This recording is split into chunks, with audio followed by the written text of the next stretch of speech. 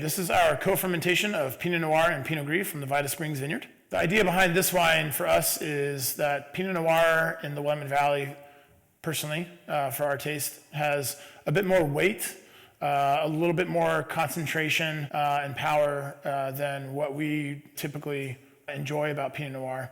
Because of the warming climate, things have been ripening in a way that the wines are getting much more fruit rich. The alcohol content's been going up, and acidity has been more difficult to maintain.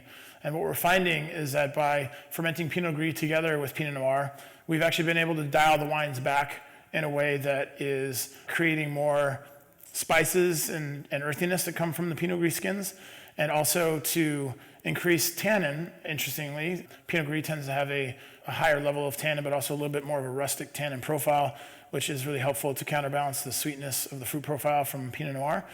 It also brings some of the pigment down, so the wine is a little bit lighter in color, and it increases the acidity level to kind of bring it back to this super fresh, much more tight vertical flavor profile. And then the Pinot Gris also is helpful in extending a much more savory component to the wine. These vines of Pinot Gris and Pinot Noir are own-rooted old vines that were planted in the early 80s.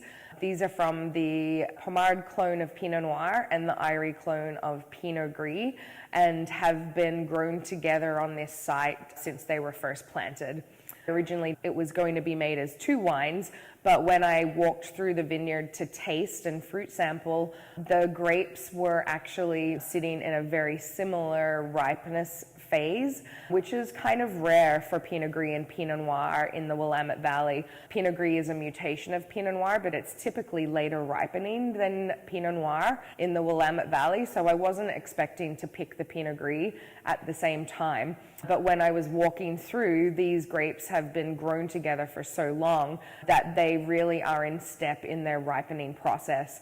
And so they both tasted like they had really lovely flavor ripeness and still fresh acidity. This vineyard sits at higher elevations for the Willamette Valley. It sits at around 750 feet. So the acid is really well maintained here. When I did pick them both together, I brought them into the cellar and layered them in the fermenter together. So a layer of Pinot Noir, a layer of Pinot Gris. It was like a layered cake until the fermenter was full. I did a light foot tread and simply left them fermenting to dryness, and then transferred them into a neutral barrel for malolactic fermentation and élevage.